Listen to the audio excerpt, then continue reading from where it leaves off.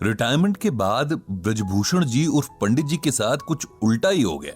जहां लोग आमतौर पर रिटायरमेंट के बाद समय काटने के लिए वो सारे काम करने लगते हैं जिनसे जिंदगी भर वो बचते रहे थे, जैसे कि सुबह शाम घूमने जाना, आस पड़ोस में दोस्त बनाना, पौधों में पानी डालना वगैरह वगैरह।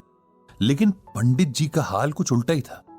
उनके पास उनका गीता ज्ञान का ब्लॉग था, जिसके जरिए उन्होंने जाने कितने लोगों से दोस्ती कर ली थी। उनकी कंप्यूटर स्क्रीन की एक छोटी सी खिड़की थी जिससे वे सारी दुनिया को देख सकते थे, अपनी बातें कह सकते थे, दूसरों की सुन सकते थे। इस एज में अपना सीखा दूसरों को बांटने की और दूसरों से सीखने की उनकी भूख ही पंडित जी को कभी पता नहीं चलने देती थी कि अब धीरे धीरे बुढ़ापा उनकी हड्डियों पर हावी हो रहा है।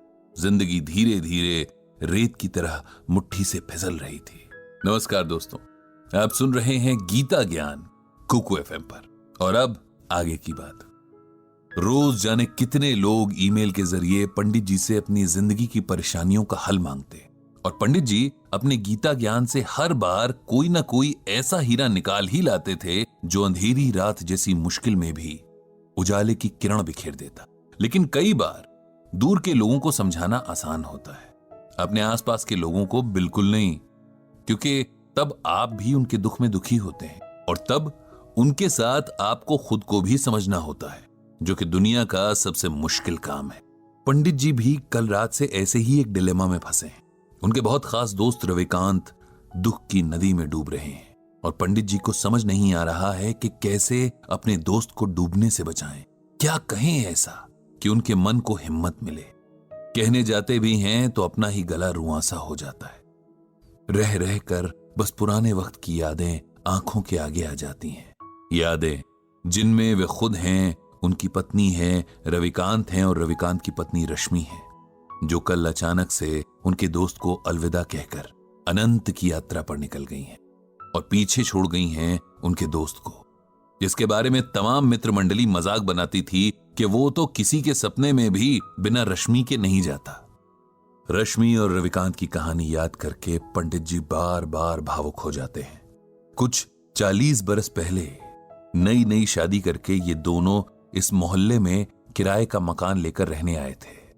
दोनों ही बैंक में काम करते थे और कुछ काम की व्यस्तता तो कुछ नए होने के संकोच के कारण मोहल्ले के कम ही लोगों से उनकी जान पहचान हो पाई थी। पंडित जी के दोनों बेटे तब बहुत छोटे थे और रविकांत से पहले उनकी दोस्ती उन दोनों से हुई थी। शायद इसका कारण रविकांत का बच्चों से बहुत प्रेम करना रहा हो। धीरे धीरे बच्चों की ये दोस्ती उनके माँ बाप तक पहुंची और ये चारों भी आपस में बहुत अच्छे दोस्त बन गए। ईश्वर के खेल भी अजब निराले हैं। जिस रविकांत को बच्चों से अथाह प्रेम था, उसी को औलाद के सुख से वंचित रखा। पंडित जी की पत्नी के साथ रश्मि ने जाने कितने डॉक्टर्स के चक्कर लगाए, कितने मंदिरों में माथा टेका, जाने कितने दिन भूखे रहकर व्रत उपवास किए, लेकिन औलाद भाग्य में नहीं थी, सो नहीं मिली। रविकांत ने कभी भी रश्मि के आगे ये जाहिर नहीं होने दिया कि संतान ना होने का उन्हें कोई दुख है, बल्कि वे तो रश्मि को समझाते रहते कि उसे सच को स्वीकार कर लेना चाहिए और एक कमी के पीछे जीवन की बाकी खुशियों को नजरअंदाज नहीं करना चाहिए। हालांकि रश्मि को यह मलाल सदा रहा कि वो मां नहीं बन सकी और वो हमेशा अपनी ममता पंडित जी के दोनों बेटों पर लुटाती रही। समय के साथ दोनों परिवारों की दोस्ती और मजबूत होती गई और हर सुख दुख एक दूसरे के सहारे आराम से निभता रहा। उन दोनों में अलग तरह का प्रेम और समर्पण भाव था। दोनों जहां जाते साथ जाते, यहां तक कि सब्जी लेने भी उनकी पसंद और नापसंद हैरान करने की हद तक एक थी। उनका स्वभाव भी एक जैसा। ऐसा लगता था कि जैसे दोनों की ही पर्सनालिटी एक ही रंग से लिखी गई थी। उनके मन एक ही सांचे में ढाले गए थे। एक दूजे के बिना उन दोनों की कल्पना भी नहीं हो सकती थी। और आज वही जोड़ा टूट गया था। जो अकेला छूट गया था, उसके बाकी बचे जीवन की कल्पना भी अब मन में सिहरन पैदा कर रही थी। किसी तरह बड़ी मुश्किल से रविकांत को सहारा देकर उन्होंने अंतिम क्रिया से जुड़ी विधियां करवाई थी। रविकांत का हाल ऐसा था कि जिसे देखकर पत्थर भी पिघल जाए। उसका विलाप, उसके आंसू देखकर तो मौत के देवता की आंखें भी भर आई होंगी। कभी मजाक में शायद रश्मि ने रविकांत से कहा होगा कि अंत समय में उन्हें गंगा किनारे जलाया जाए और उनकी अस्थियां मां गंगा की गोद में बहाई जाएं। सो उनकी इसी इच्छा का सम्मान करते हुए रविकांत ने पंडित जी से रश्मि को हरिद्वार ले जाने की बात कही और इंतजाम करने का अनुरोध किया। हरिद्वार के पूरे रास्ते जैसे रविकांत बेसुध थे। उन्हें देखकर ऐसा लग रहा था कि मानो ये दुख में डूब जाना चाहते हैं। न उनके उबरने की शक्ति बची थी और न ही इच्छा। रविकांत को कुछ होश नहीं था कि कब लोगों ने जबरदस्ती उनसे अंतिम क्रिया की रस्में करवाई और कब उन्होंने किसी और के सहारे से खड़े होकर रश्मि को अंतिम विदा देकर अग्नि के हवाले कर दिया। उनकी नजरों के सामने बस राख थी, ठंडी और बेजान। इधर अंतिम संस्कार के साथ आए लोगों के लिए पंडित जी ने नाश्ते का इंतजाम करवा दिया था। सब उधर बिजी थे और रविकांत अकेले एक बेंच पर बैठे जाने दुख के कितने गहरे समंदर में डूबे जा रहे थे। दूर खड़े पंडित जी ये सब देख रहे थे। उन्होंने तय किया कि उन्हें रविकांत को इस सदमे से बाहर लाना ही होगा, उन्हें सच को स्वीकार करने का हौसला देना ही होगा, क्योंकि अगर यह अभी न हुआ तो कभी नहीं हो सकेगा। रविकांत के पास जाकर उन्होंने धीरे से उसके कंधे पर हाथ रखा और ऊंची आवाज में भगवद गीता का ये श्लोक पढ़ा। नैनम छिंदन्ति शस्त्राणि नैनम दहति पावकः न चैनम क्लेदयन्त्यापो न शोष्यति मारुतः। जानते हो रविकांत, इस श्लोक का अर्थ क्या है? श्लोक का अर्थ है, आत्मा को न औजार काट सकते हैं, न आग उसे जला सकती है, न पानी उसे भिगो सकता है, न हवा उसे सुखा सकती है। आत्मा अजर और अमर है।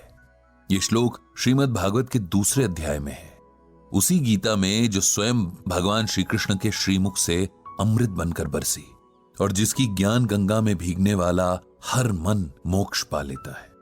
रविकांत का ध्यान आज सुनी हुई सारी बातों में बस इसी बात ने थोड़ा सा उसकी ओर खींचा। उन्होंने पंडित जी से पूछा कि उनके सुनाए श्लोक का यहां क्या मतलब है, क्या संबंध है? क्योंकि तुम शरीर और आत्मा का फर्क भूल रहे हो मेरे दोस्त। अपनी प्रिय पत्नी के शोक में तुम इस सच को अनदेखा कर रहे हो कि उसका सिर्फ शरीर नष्ट हुआ है, उसे चलाने वाली आत्मा नहीं, क्योंकि आत्मा तो अजर अमर है। एक शरीर से दूसरे शरीर की यात्रा करती है, एक जन्म से दूसरे जन्म का फेरा लगाती है। जो मिटा वो मिट्टी थी, जो जीवन शक्ति थी वो अब भी वही है, किसी और मिट्टी में जान फूंकने चली गई है। उसके लिए शोक करना बेकार है, ये उस आत्मा का अपमान भी है। उसे सम्मान के साथ विदा करना ही समझदारी है। यही बात हमें गीता में भगवान श्री कृष्ण अर्जुन को समझाने के बहाने समझा रहे हैं।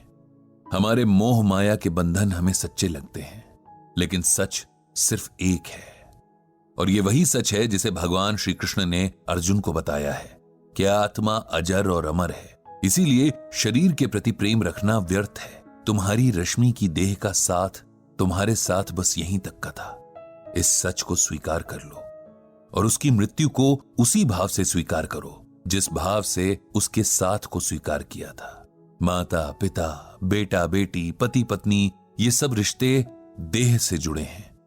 आत्मा इन रिश्तों से आजाद है।